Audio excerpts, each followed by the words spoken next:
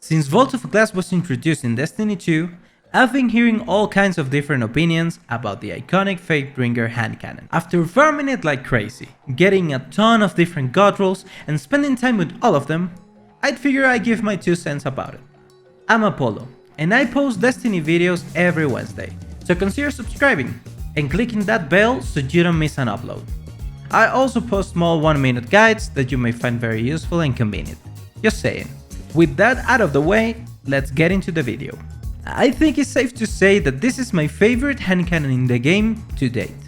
The thing I like the most about it is its versatility. I basically have a viable role for every single activity. If you have seen my god roll guide for moon weapons, you already know my system for reviewing a gun. But in case you haven't seen it, first, how dare you? And second, here it is. I separate PvE and PvP into low-end and high-end categories.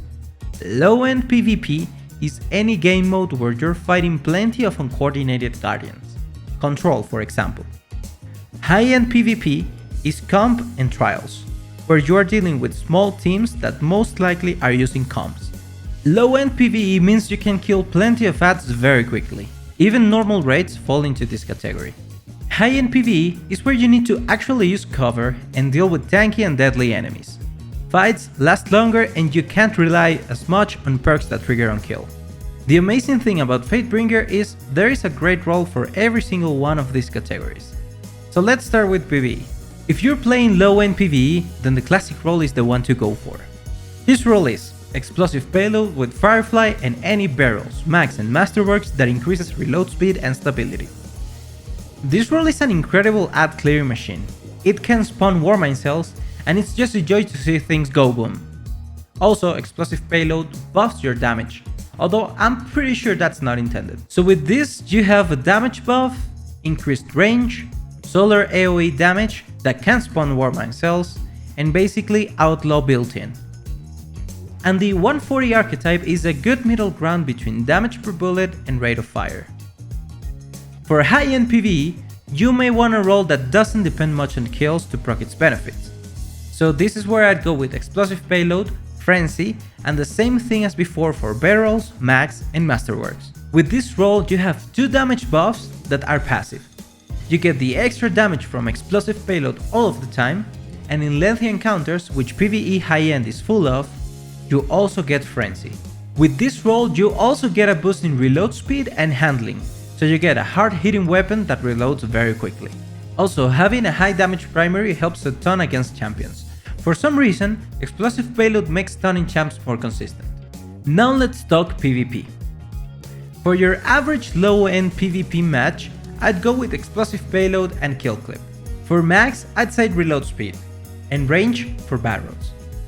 For masterworks, you could go with anything really, but I think reload speed or range would be the best options. Since the 120 RPM hand cannon nerf, the 140s are more than viable in PvP.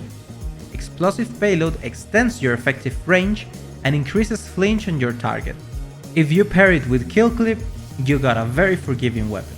If you wanna hop into high-end PvP and do trials or comp where you might not be able to proc kill clip as often as you'd like, then you can go for opening shot. Pair it with explosive payload and you have a gun that's almost guaranteed to hit that first shot. And with the extra flinch from explosive payload, it can make the difference between your opponent missing their shot and giving you the win. As if that wasn't enough, you can get an time-lost version.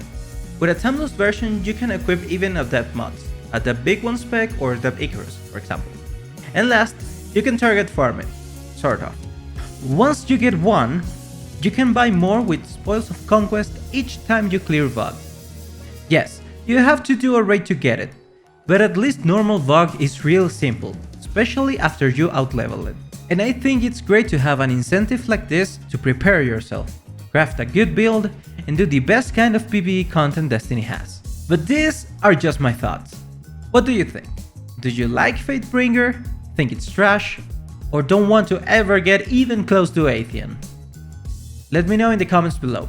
If you like the video, hitting that like button really helps a lot and lets me know I'm making content you enjoy. But that's all for now.